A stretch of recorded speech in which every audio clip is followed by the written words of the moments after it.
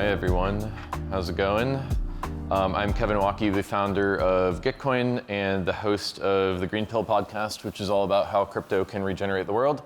And it is my pleasure today to be hosting this live podcast conversation with Nathan Schneider, who is a professor of media studies at CU Boulder and my neighbor in Colorado. What's up, Nathan? How you doing? It's good to see you. Good to travel a few thousand miles to be together.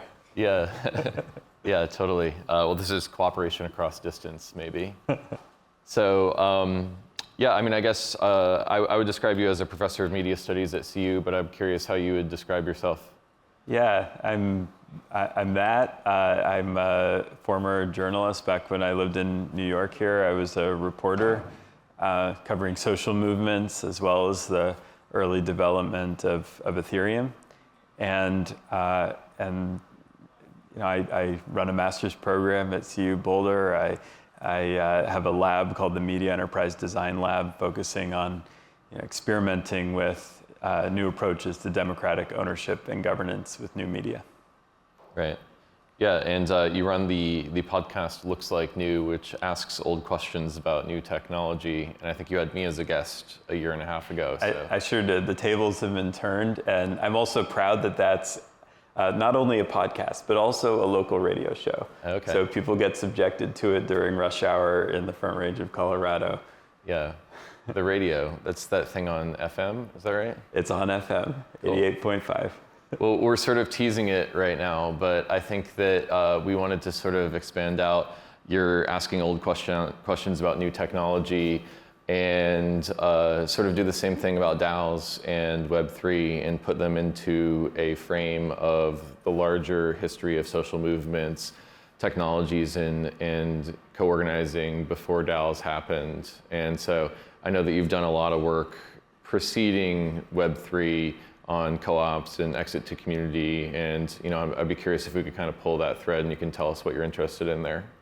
Yeah, to me, this question of Web3 is a kind of opportunity that we've had all along. It's part of a much longer story about how we own and govern the economy. It's something that goes back, you can tell the story going back all of human history. You could also start, for instance, at the rise of the corporation. At the same time that modern corporations were being developed, another model, an alternative to investor ownership, was also being developed, called the cooperative business model, a form of business that is owned and governed by the participants. And these have been parallel, though one has accumulated a lot more power than the other, even though cooperatives have been actually a really, really important part of the development of the modern world, often kind of behind the scenes. So when as I've been following the rise of crypto, I've been also working with people trying to bring the cooperative movement into the tech economy, into the online world, and seeing the kind of parallels there. The thing that got me first really interested in the crypto world, I was doing my book tour for a book on Occupy Wall Street in early 2014, and I had a stop in San Francisco, and a friend there said, you gotta look at this thing that just came out, and it was the Ethereum white paper. Now by that time I'd heard about Bitcoin and things like that. That was kind of floating around Occupy Wall Street as well, actually. But Ethereum struck me as something different, because here I'd seen all this energy and craving among young people all over the world, from Egypt to here in New York, to experiment with new forms of democracy and self-organizing. And then those encampments of those 2011 protests have been cleared. And in that Ethereum white paper, it started me thinking, is this a place where that experimentation can go forward, can continue in online space? Is this a place too where this cooperative movement, this urge to share ownership and governance, to distribute value equally, to make sure that the people involved have a voice in what they're doing, can continue in online space in a way it hasn't really been able to so far? So it's just seemed to me like an incredibly important site of struggle.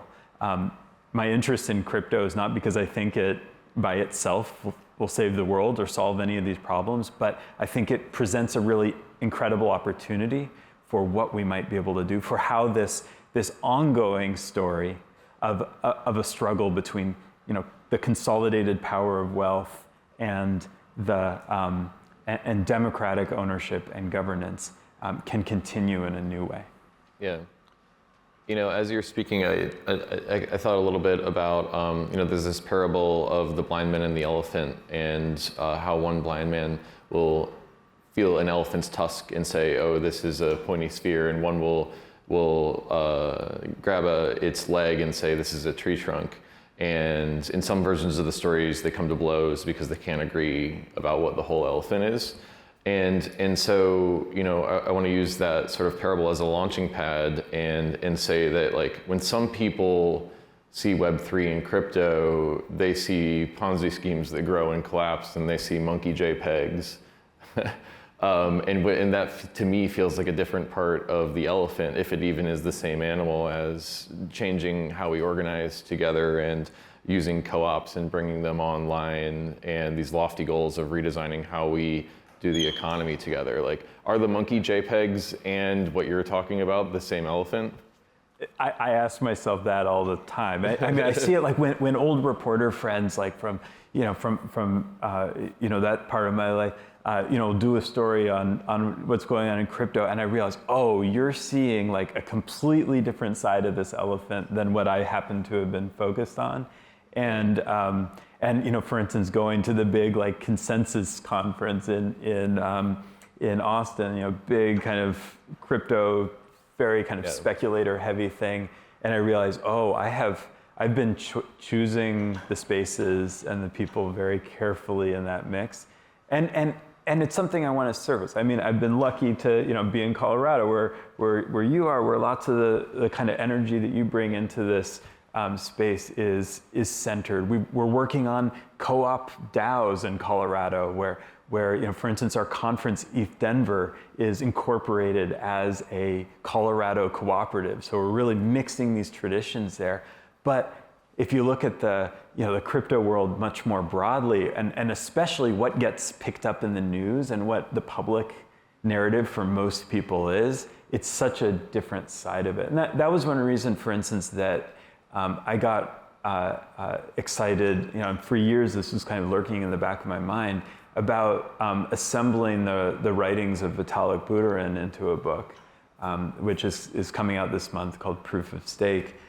He's the founder of Ethereum, and has been a kind of important thought leader and conversation partner for many people in this community, thinking about the kind of hows, not focused on price go up, price go down, not focused on how to maximize your returns on random digital assets, but instead thinking about those social questions about how do we organize a society not based on the threat of violence and coercion.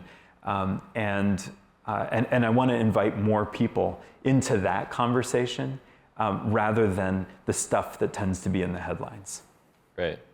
Well, yeah, I mean, I think that taking Vitalik's writings and making them into a book is a great way of sort of creating that cross-pollination. So the book comes out in the next month or so, and it's called Proof of Stake. Where can people get it? Well, they can get it on your old website at proofofstake.gitcoin.co, which is where you can see all the different bookstores or whatever you can get it. Order it from your local bookstore, that's an option too. We also have a kind of NFT experiment going as well, where you can get a signed digital copy of the book on that site. Now actually you can get it with Proof of Stake, with the new underlying system that Ethereum is running on, that's much closer to carbon-free and enables people to own a piece of this thing that is also going to be distributed freely. So it's under a Creative Commons license. Yeah. One of the things that I think is neat about that NFT experiment is that, if Vitalik were here, then we could get him to sign the inside of the book and maybe say something nice and have his physical signature there.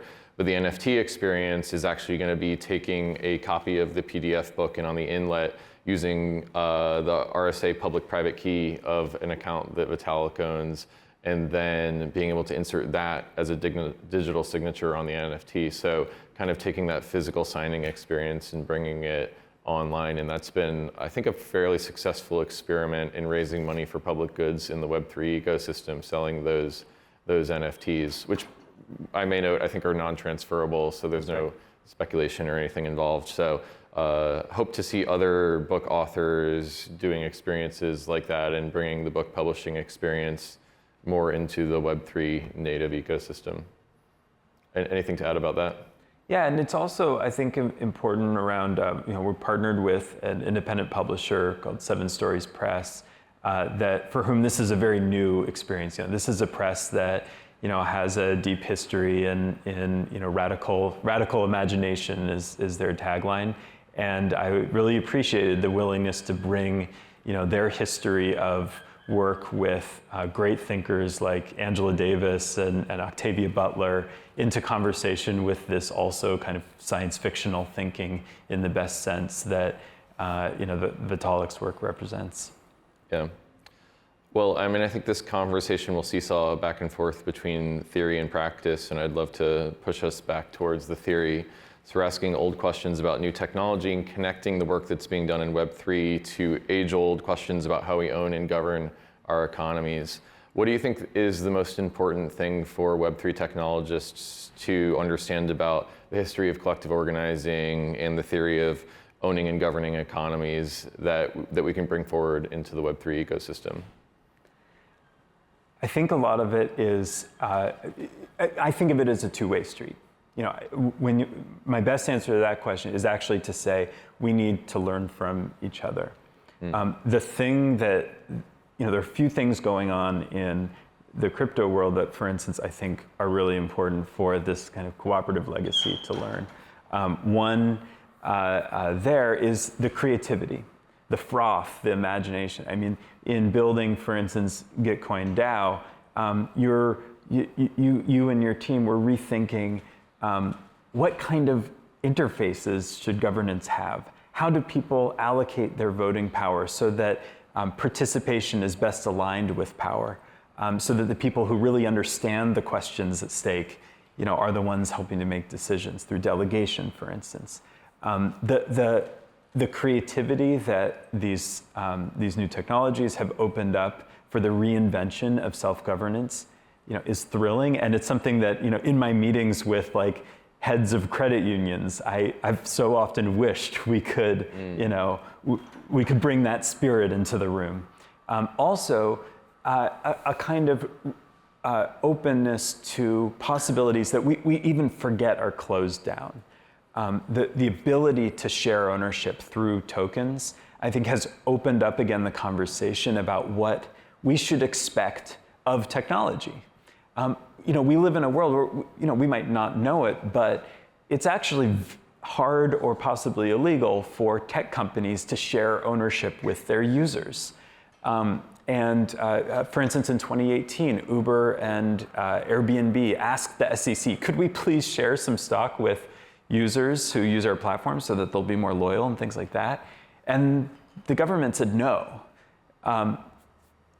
Tokens have enabled experiments in actually reminding ourselves that this is a good idea. We should be sharing ownership along the lines of use and contribution.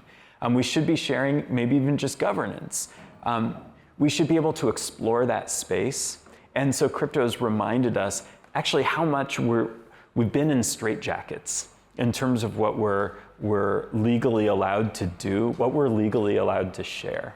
Now, in terms of what this what the crypto world can learn from this longer legacy, there are tons of experiences and models in that legacy that I think are incredibly powerful. Forms of shared purchasing, forms of distributing ownership and governance that have been tried and tested for decades. The structure of how dividends work in cooperatives based on what's called patronage, that you receive financially in proportion to your use of the business. the sense in which ownership rights behave a little differently than governance rights. And then also the recognition that sometimes you don't need to reinvent everything. As much fun as reinvention can be, a lot of cooperatives in their day-to-day existence look a lot like, the investor-owned business down the street. My credit union, you walk into it, it looks a lot like the Wells Fargo across the street. But what matters is that little difference, which is that who is that credit union ultimately accountable to? So sometimes you don't need to reinvent everything. You just need to shift power where it matters most. Yeah. ReFi summer has arrived, and CELO is here for it. CELO is the layer 1 blockchain for the regenerative finance movement. It's fast, planet positive, and built for the real world. CELO has committed towards producing a sustainable future from the very beginning, and is the world's first carbon negative, EVM compatible layer 1 blockchain. CELO has become much more than a technology, a currency, a community, or even just a layer 1. CELO is a movement to create conditions of prosperity for everyone. You can soon engage with all of this via green asset Uniswap pools on CELO, benefiting reforestation and other regenerative products through the Toucan protocol, Moss, and more. ReFi is also about the health of communities, and Resource Network is creating bankless infrastructure for circular trade and mutual credit networks to benefit small businesses and local economies, all on CELO. Follow along on Twitter to learn more about how CELO is accelerating ReFi summer for a positive impact on people, communities, and the planet. If you're attending ECC, visit the CELO Saloon to learn about what's happening on the front lines of ReFi from industry experts. The Opera crypto browser is the world's first web browser built for the crypto community. With Web3 support and a non-custodial wallet, Opera lets you access DeFi apps quickly and easily. The Opera wallet has buy, sell, and swap features, and of course lets you view your beautiful NFTs, but the browser still lets you use any crypto wallet extension you prefer, giving you the choice and flexibility for the Web3 world. Opera lets you view and manage all of your assets across all the blockchains all at once, and offers seamless multi-chain support between Ethereum, Bitcoin, Polygon, Binance Chain, and other EVMs and layer 2s. But Opera goes even deeper than that. Opera has a built-in homepage for crypto natives with the Opera Crypto Corner, with price charts, news feeds, NFT updates to make sure you are always on top of your game. And it even has Discord and Telegram integrated natively into the browser. That's crazy. Opera is truly building the battle station for the crypto world. Check out Opera both on mobile with Android and iOS apps, and on desktop too. Yeah, I mean, for me, a lot of this comes back to this idea from political theory that the consent of the governed is the only legitimate basis for governance, as opposed to like the divine rights of kings, in the feudal age. And when I look at a lot of investor-owned corporations, I sort of feel like their incentives are not aligned with their users. And you sort of, as a management team of a Web2 startup, I remember feeling like I have my users on one side and I have my investors on the other side. And you hit a certain growth stage and your VC, the investors are like, well, it's time to extract from these users now. And if you can make that more of a closed loop, then you have more legitimacy and hopefully more long-term growth, ironically. And so, the thread I'd love to pull is exit to community, which I think is a meme / project / movement that you've been involved in to allow founders to give an opportunity to exit to community, which I understand means selling shares to the users of these projects. Can you tell me how that went and what you've learned from being involved in that movement? Yeah, for me, this was out of a recognition after working with co-ops and also with kind of more conventional startup founders for a long time, was recognizing that there was kind of a gulf. A lot of times a founder might be interested in shared ownership in some form, but because of decisions they'd made earlier on, becoming a co-op was just not in the cards, right? Models that, or experiences, challenges that required a bit more flexibility, but where some kind of shared ownership might be an opportunity, or shared governance. Things like, the case of Gitcoin, which I think is a really fascinating example of a kind of shared building, a community of shared governance through the GTC token. But the idea with exit to community was to invite people into a conversation about how could we bring more community ownership and governance into the companies, the projects that we care about. When we look at the kinds of case studies of of who's taken this up. It's so diverse, and that's something I love about it. It's not a model, it's an invitation. So projects like Open Collective that were funded by early stage investors, but found a way to buy out those investors and put the open source communities and mutual aid groups and other organizations on that platform in charge. That's still a public conversation that they're having.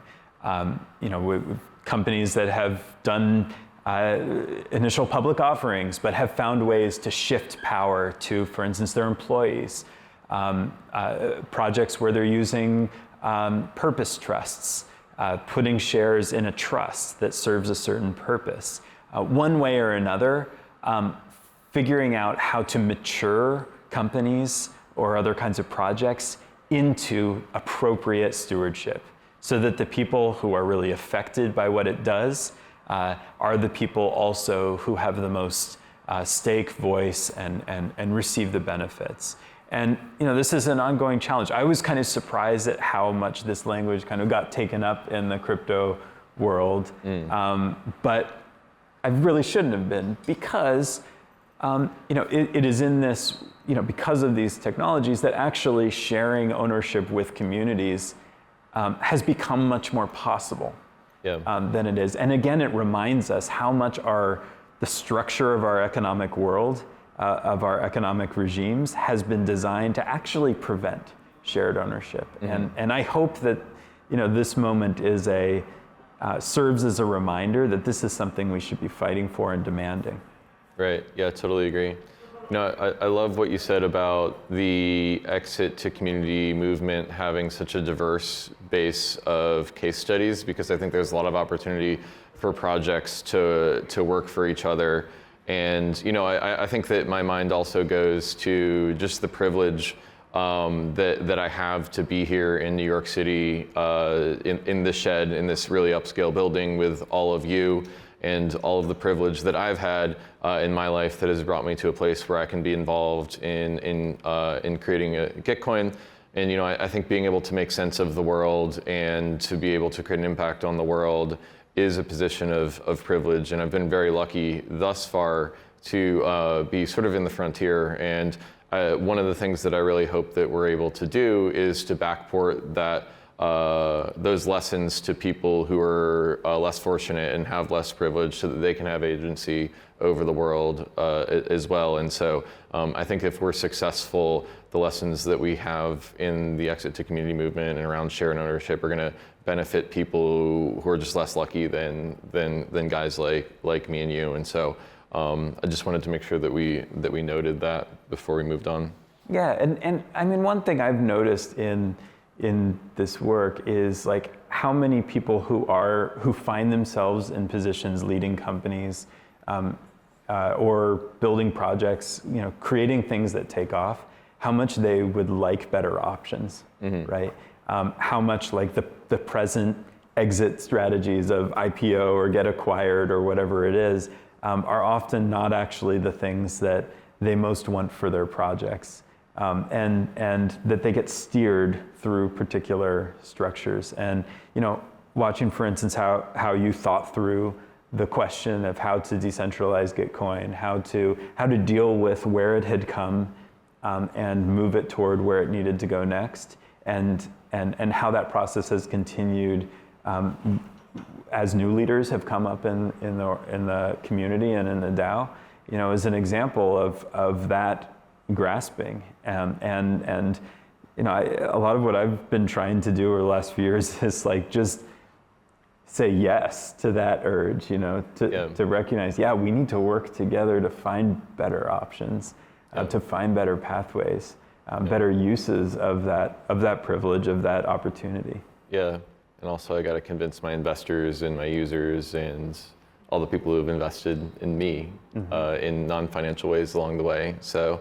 There's this stigmergic sort of path that's being laid here, where if one or two or three founders can prove that collective ownership or collective governance is possible, then that enables a whole tranche of other entrepreneurs, cohort of other entrepreneurs to go to their investors and say, this is possible, which hopefully creates 30 or 50, which can then just fractal outwards. And so I think that that's what social movements are. It's proving that it's possible and moving out of the system that just moves us from seed to Series A to Series C to selling to Google and creating a new path of success, I think, is how we're going to export those ideas to the rest of the world. And it's really exciting. And it's something that, for me, a purpose that history has served for me, right? In recognizing that that this stuff is possible. You know, for instance, when I get discouraged, I think of the $130 billion cooperative bank down the road from us in Denver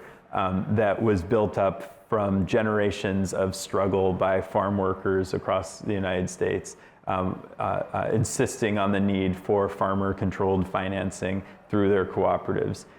You know, I think of my grandfather who ran a cooperative business at the end of his life in the hardware industry, enabling small hardware stores to stay in business as that industry got consolidated through, you know, banding together.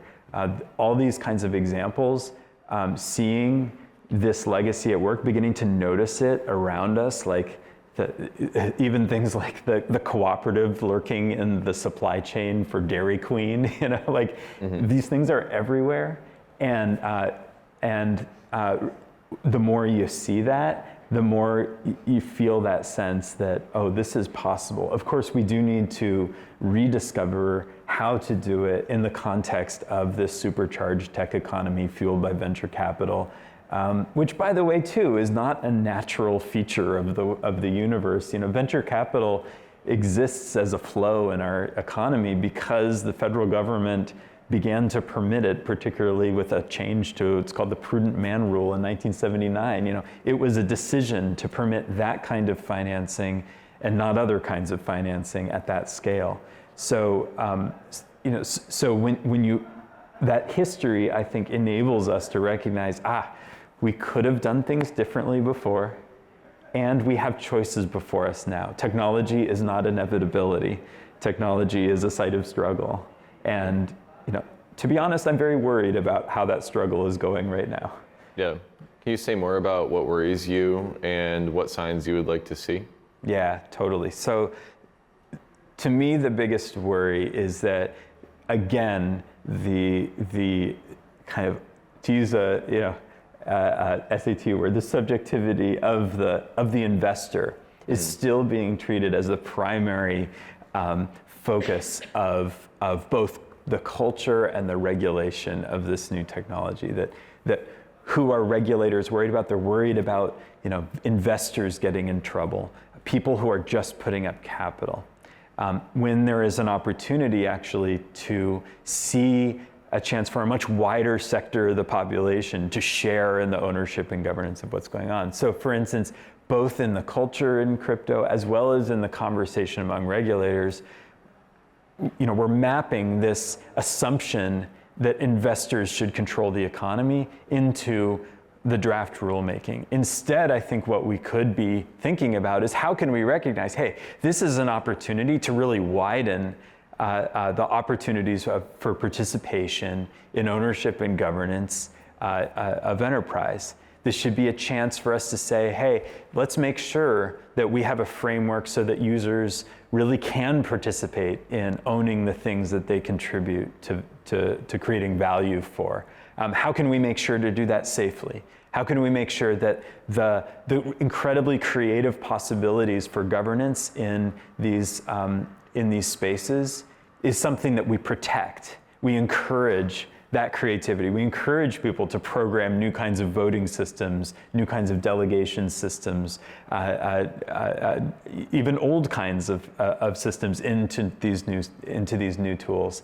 You know, one thing I'm really excited about is the return of juries, which were the form of democracy, the most prominent form of democracy in ancient Athens.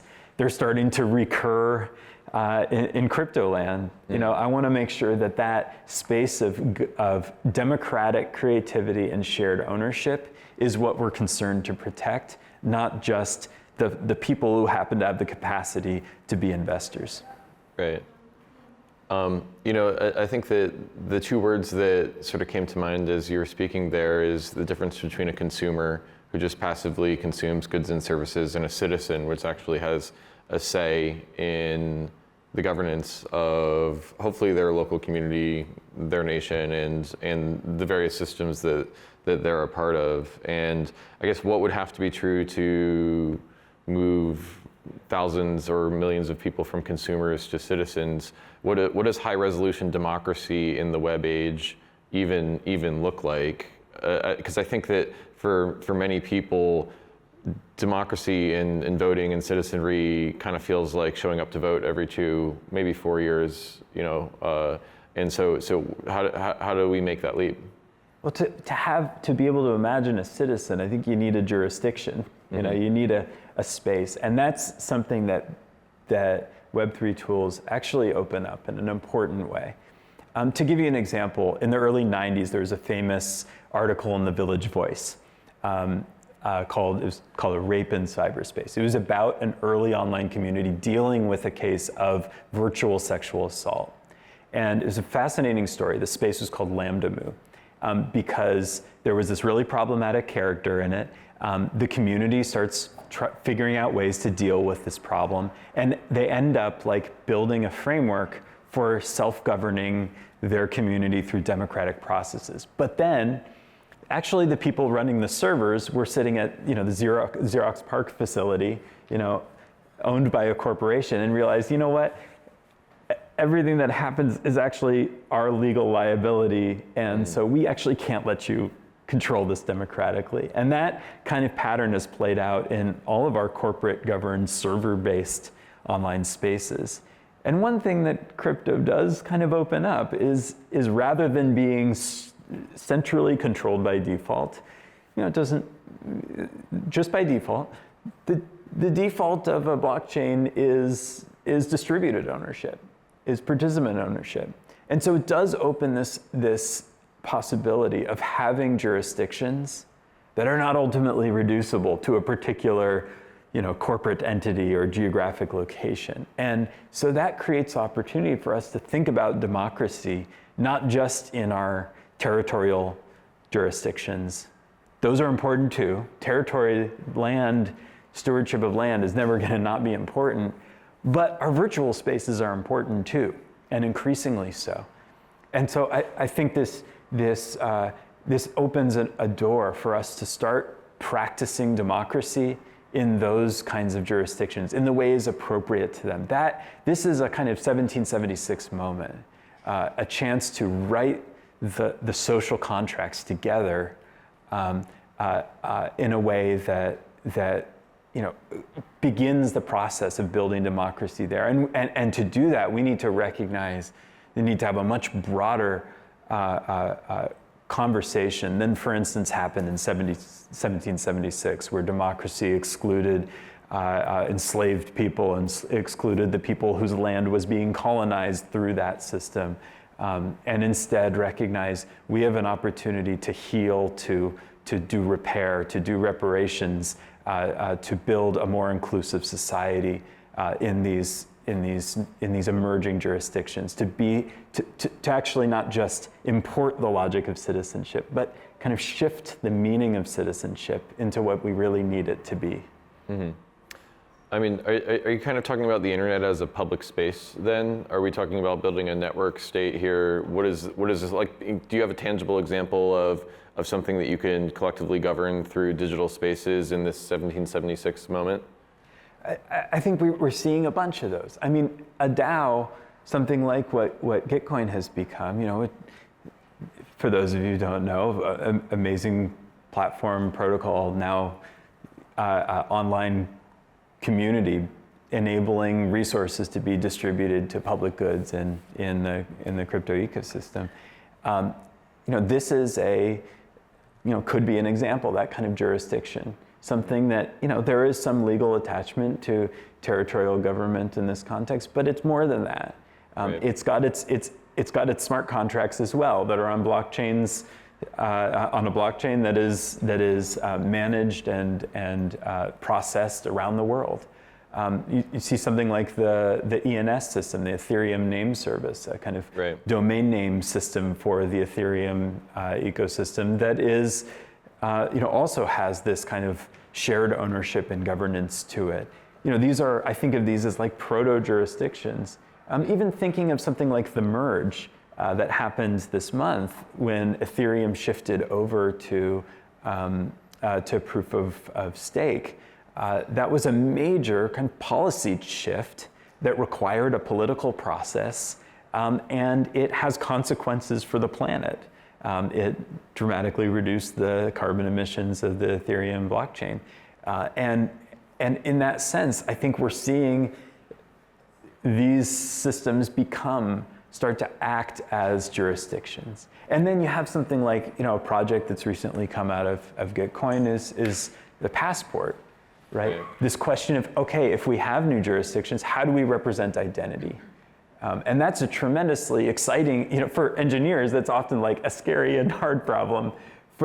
I think it's a really exciting one. I think back to my reporting, with trans Catholics, for instance, people who were running up against the state and its control over representation of identity, and comparing. I remember being in rooms with people like comparing notes about how does this state handle, representations of gender as opposed to this state.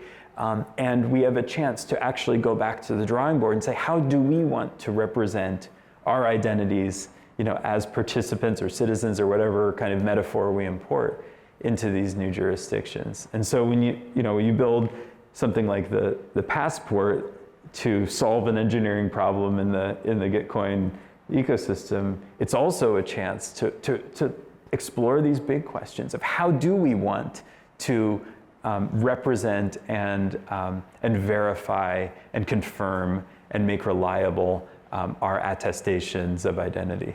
Mm-hmm. Yeah, well, thank you. Incredibly kind. I promise that wasn't just a slow pitch for you to show Gitcoin back to everyone, but it's convenient that we share that sort of design space, myself as a builder and you sort of studying this space. I wanted to give a 10-minute warning to the audience that we're going to do about 10 minutes worth of Q&A in 10 minutes. So if you have a question brewing, then we'll be passing around mics in about 10 minutes. So I want to talk next about this vision of exit to community / governance of projects in the Web3 internet public space, creates new jurisdictions in which we can become more citizens than consumers. And one of the things that is really exciting for me about that is it's a place to build. It's a place where we can build new infrastructures. Hyperstructures is a meme that's been thrown around the Web3 space, basically like an institution in the ether that has the property of hardness in that you can rely on it. If Gitcoin was a hyperstructure, you would be able to rely on quadratic funding being around for the next, 2 to 5 years. And that property of hardness is something that you rely on in an institution, in a public space. And you can't have hardness and you can't have new institutions without building. And I contrast that with the wider movement towards social media over the last 10 or 15 years, basically kind of since Occupy, since we realized that the old institutions weren't really working, that I feel like social media, which is what has hit scale, really has the capacity to tear down institutions and people and movements, but I haven't seen the ability to actually construct instead of destruct. And I'm wondering if you could talk about your thoughts on social media relative to democracy, and how do we go from social media tearing things down to actual collective intelligence that can build things up and create new institutions that we can rely on? I think there's a lot there, but there's enough for you to put it in the pot and stir it, maybe. Yeah, there's we focus so much on what social media has enabled that we forget both the good and bad. We forget what it has actually disabled and what it is really not good for and what it has not enabled us to do. So, a couple examples. One, in those social movements of 2011 that, were so much a part of my work as a reporter, they were incredibly effective, those movements, powered in important ways, not entirely, but important ways by social media in creating waves of disruption, of gathering attention, even knocking off some dictators in the process for a time. What they were not great at is holding power. Zeynep Tufekci, the media scholar, distinguishes signal and capacity. They were great at signal. They were not so great at building capacity. And that's a really important recognition. That was one of the things that made me really interested in Ethereum. Hey, this is a form of online space, a framework in online space to actually build financial and organizational capacity in ways that your Twitter feed or in TikTok algorithms are just terrible for, and also governance. Doing the kind of appropriate, accountable forms of governance process are very, very hard in online space. And this is, I think, one of the drivers of what has come to, I think, really, unfortunately, be called cancel culture. It's kind of a co-optation of language out of Black Twitter by kind of more reactionary forces. But that idea that it's either you've got a bunch of fans or everybody's clobbering you and wants you to disappear off the face of the earth, I think is kind of a response to the fact that we don't have a way to hold people accountable more appropriately. I've been in some of those waves of cancellation and realized in the process, if this was another kind of space, we would have a process of identifying what was actually the harm done and how do we repair that particular harm, rather than totally do away with the person. We don't have the ability to do a kind of trial or a kind of accountability process through these tools. We don't have the ability when somebody is an admin in an online space, for instance, to even vote them off for a little while, as we would in other kinds of civic spaces. And we have to be attentive to what online space does not allow us to do and what do we actually need from it. And so a lot of my work lately is on online governance, particularly with the Meta Governance Project. And it's been about, in some respects, trying to catch up to the practices of old civic spaces. How do we translate those online? I think a lot about my mother's garden club, which is a very sophisticated but very common type of bylaws and structure to hold people accountable. And you see this happen. You see responses arising in different contexts. I've been looking at two different cultures alongside each other lately. Things going on in the crypto world, particularly in DAOs around self-governance, and also things happening in the transformative justice and prison and police abolition movements. Both of those, they have very different cultures. They're working, from very different directions. But both of them are very concerned about the current state of how social media works. Both of them are trying to imagine a society in which rules and economies and processes are not ultimately grounded in the violence of a cop with a gun. And they're both trying to imagine their way into a very different kind of world, one in which we have the kinds of processes and skills and habits that we need to have a kind of radically more democratic life. So, as different as those movements are, I think they have something really powerfully in common. Immutable X is the layer 2 platform for crypto gaming. Immutable offers massive scalability with up to 9,000 transactions per second and instant transaction confirmation. No more gas fees, no more waiting around for your transaction to clear. Immutable's zero knowledge rollup finally unlocks the world of crypto gaming. Immutable X is the only gas-free NFT minting platform with over 26 million NFTs minted, all with zero gas fees. With the power of Immutable, gaming developers don't also need to become smart contract developers. They just need to plug in to Immutable's API and instantly start unlocking the full potential of crypto assets inside of games. This is why world-class companies and projects have decided to deploy on Immutable X, like GameStop, Ember Sword, Planet Quest, Illuvium, TikTok, and many more behind the scenes. So start building your game on Immutable X today at immutable.com.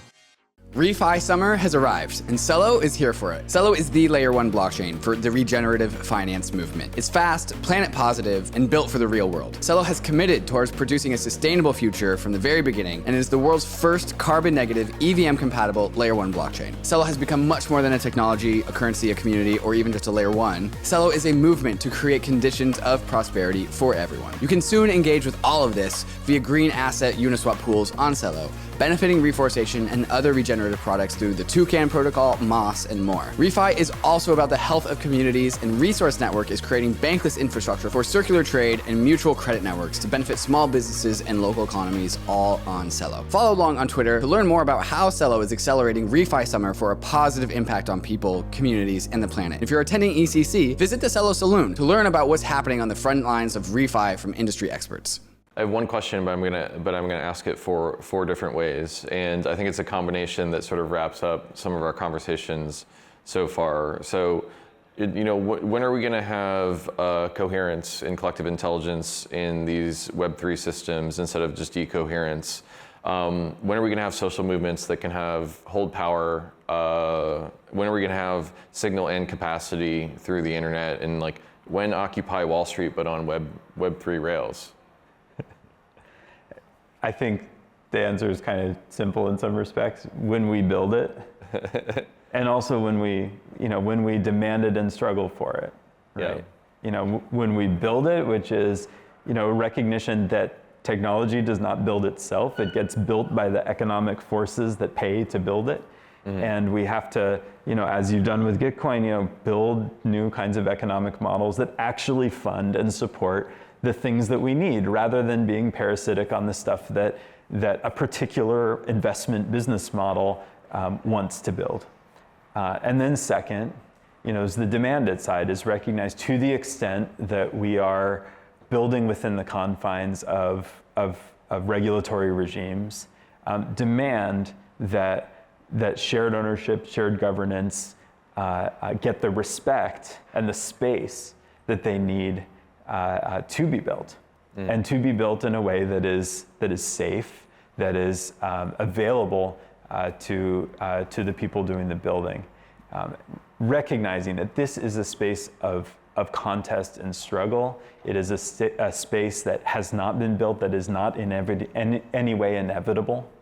And when we recognize that, I think it shifts our attention from the question of whether crypto is good or crypto is bad, whether this is good or bad, to how.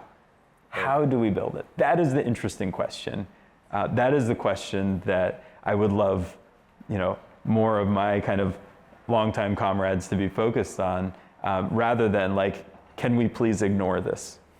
Yeah. Yeah, I mean, I think that I'm certainly green-pilled, but I think that maybe I'd love to hear when we get into Q&A from the audience, from people who are more crypto skeptical about that. One area that I want to come back and land on before we get into Q&A, again, is just this question of privilege.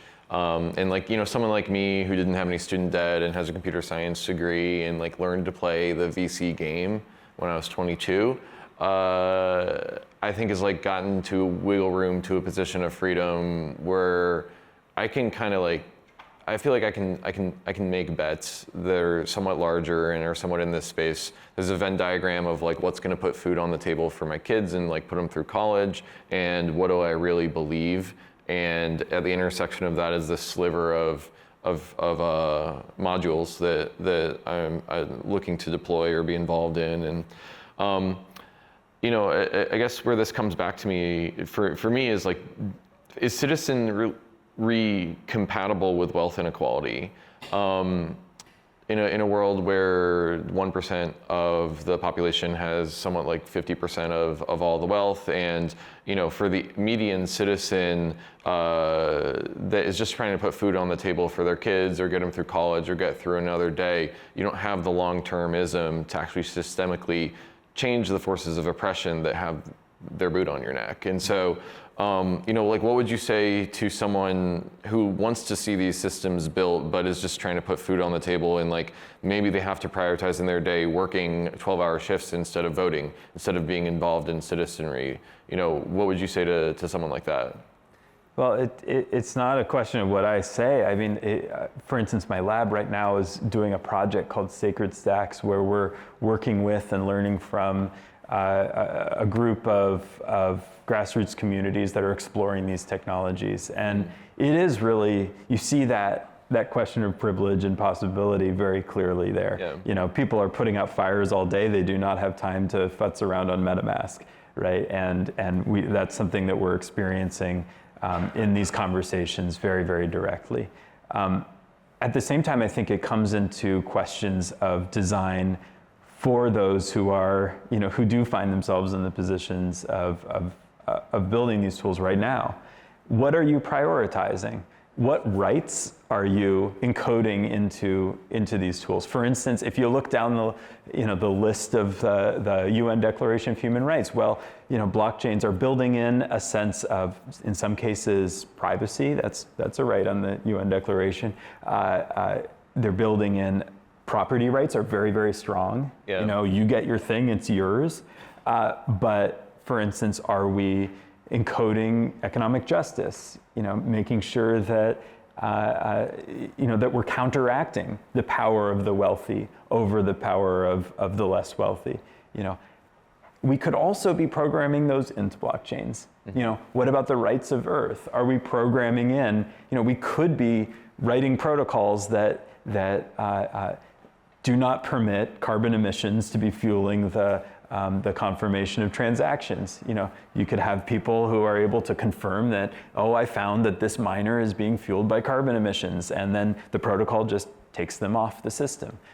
We could be building technologies with those kinds of values in mind, and so far that has not been the priority. So I think there is, we have to recognize that these technologies are actually encoding values already.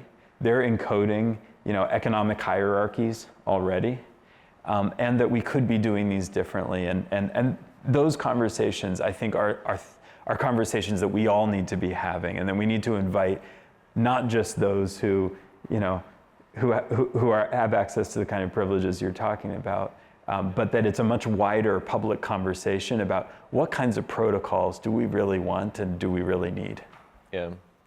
Yeah, I mean, I know for me, it's always important as an entrepreneur not to try to swallow the whole elephant at once, and I view this whole thing as an iterative evolutionary game in which we're going between boom and bust, fear and greed every 3 to 4 years, and every capital rotation, I would love to see more talent and capital rotate towards things that are good for the world and good for the median citizenry of humanity, and away from like monkey JPEGs and Ponzi schemes. Like if we can just turn the capital rotation scheme every boom bust cycle a little bit towards that, I think eventually we can reach that median citizen, let's call it in 10 years, 2032.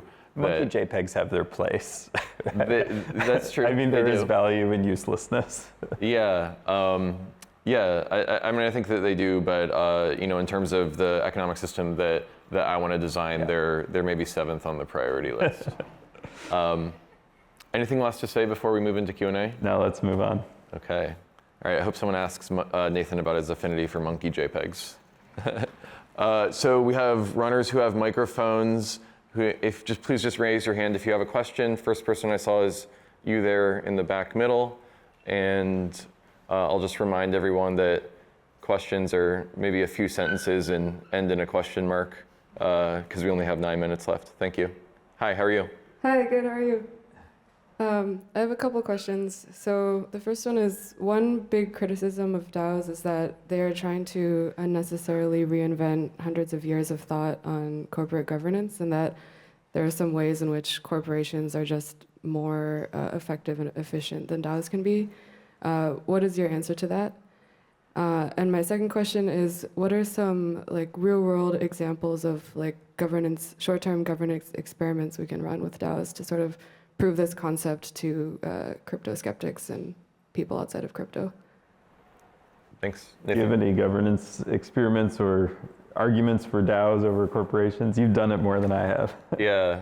Well, I'm supposed to be the moderator here, but I'll take a swing at that. I do think that in many places DAOs are a design space that is exploring what properties immutable, transparent, programmable global ledgers can bring to governance. And in some cases, that'll just mean taking corporate governance and putting it on chain, and you'll have a company that has global jurisdiction. And then there's also new things that are non-skeuomorphic, which just basically means enabled by the digital, that's going to be enabled by DAOs. And for example, quadratic funding is just way more efficient for global public goods like open source software and climate change, is just way more efficient because blockchains have a global jurisdiction and it's programmable and you can automate a lot of the governance stuff that you could have done before. So I see DAOs as a yes and to traditional corporate governance and not a replacement for it, but I think maybe our cypherpunk friends would be a little bit more anarchist and want to completely replace them. Nathan, you want to take a shot? Yeah, I mean, I think traditional corporations are really good at what they're designed for, siphoning, maximizing profits back to investors. They have a particular optimization function, right? And I think what's exciting about DAOs is the opportunity to try to optimize for other things and to redesign what we could be optimizing for, and also that global jurisdiction, that ability to build internet native things. I've run into a lot of problems with co-ops that are operating globally, but really have a hard time sharing ownership and governance globally because they're grounded in territorial jurisdictions. And so I think there is a need to rethink the enterprise that is network native. Great question, thank you. Let's go to you next. We'll get you next, yeah. Pointing is hard. Okay, so I wanted to ask about cryptographic privacy. I imagine you've seen the Tornado Cash sanctions. I want to ask if in this proverbial Occupy on Web3, is there a Fourth Amendment, so to speak, right? So do you think that the right to privacy should be there? Or maybe not. Maybe you think they're nefarious actors or something like that. So just wanted to see your take. I mean, we were just a few days ago with the founder of Zcash, for instance, who's also based in Boulder, and we were talking about this and talking about how privacy is a set of choices. It's not a fixed thing. It's not a fixed algorithm that you can apply to every case. And I think that's actually a very exciting feature of what's emerging in the crypto universe, is that different kinds of use cases are producing different tools for privacy in different contexts. Do you want your transaction to be public, but who you are is private? Or do you want the whole transaction to be private? There's a whole palette of options starting to emerge here, and I think that's good. Another piece of it, though, too, is that I'm interested in is where does rulemaking come in? Where do we say enough is enough? How do we create forms of regulation and intervention that prevent harms against human beings and the ecology of our planet, while also preserving the right kinds of privacy? So I think that if we approach this as an either/or, or a maximalist versus minimalist vision, we're going to be stuck. If we see this as a creative design space, I think we have a really exciting new tool set to work with and address those kinds of questions. Let's go to you in the blue mask right there. Great. First off, thank you all both so much. I think maybe my question can be summarized in like 3 or 4 bullet points. Governance is hard and non-trivial. Governance is something that we definitely are severely out of practice with, like our self-governance and participation in civic process is something that we're out of practice with, and therefore, how can we kind of rebuild that knowledge of how to self-govern, and what lessons can we take from traditional forms, or like whether co-ops or like neighborhood associations or otherwise? I love that so much because that word experience has been in my mind a lot lately. Partly recognizing my own, like, why am I obsessed with this stuff? I've been realizing more and more how much it has to do with, like, when I was a teenager, I had particular experiences of, like, democratic governance working functionally at my school, like in very small spaces that gave me, I think, an outsized sense of, like, yeah, we can do this, it's okay. But that sense of skills is, I think, really important. It's something, for instance, one of the people I've been learning from in the transformative justice movement, Adrienne Marie Brown, really centers, is like, we have lost our skills of democratic practice. And so, one thing I'm really excited about in the work that we're doing at the Meta Governance Project is how do we seed those skills? How do we create spaces and experiences that help people develop a sense of confidence again around our capacity to self-govern? And I think that actually a lot of the decline of democracy around the world might have something to do with the fact that, like, in our daily online lives that so many of us are involved in, like, we're just forgetting that we could do this. That yes, governance is hard, but it's not that hard, And, like, a bunch of people are like, how could you have a company that's owned by zillions of workers or users? It's like, we have companies owned by zillions of investors, and that works out for them okay. So I think that question of skills is just so dead on, and I think of it as just, like, so front and center for the kinds of things that that we need to be building. So thank you. Yeah, I would just add really quick that, like, until we get to the place where we've built the skills, one of the things that I've been thinking about is building governance systems that don't feel like governance. So on Gitcoin grants, every quarter there's $3 million worth of matching that's available for you to fund the public goods that you rely on: open source software, climate change, diversity, equity, and inclusion. And when you contribute $1, your funds are basically, it feels like you're funding something like an e-commerce experience, but if you turn it on its side and you look at it, it's actually governing where the matching pools are going to. So you create, like, a cart checkout experience that feels like an e-commerce experience, but it's actually governing, like, tricked you just governed something. And we've got 700,000 data points of what the Ethereum community cares about every quarter, which is just some higher resolution democracy, web scale democracy. So, but I think we should be building those skills in the meantime.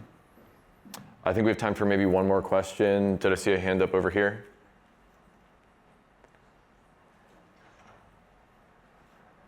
Hey, I just wanted to come back to the piece of privilege that you were discussing earlier, because something that I've experienced is when there's not a clear pathway to, like a business model or like a pathway for labor compensation in, like, an emergent space, how do you ensure that the people who are building in that emergence even have the capacity to join or to participate?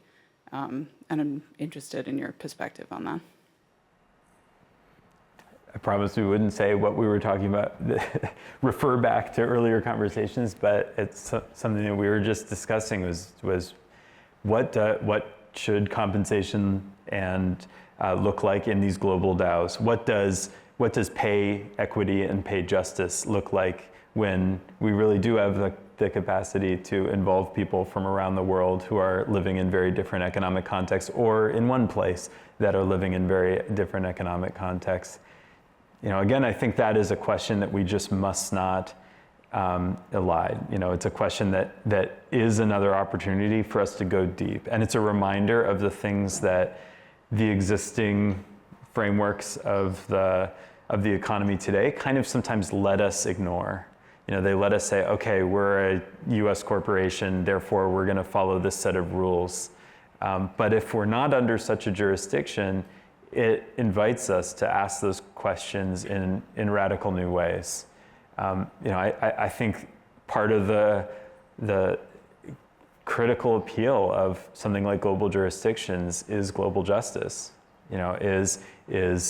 Is redistribution, is equalizing the capacity of people in many different kinds of contexts to access the just rewards for what they contribute. And again, to me, it's just this is a vital conversation, something that that we must not put off.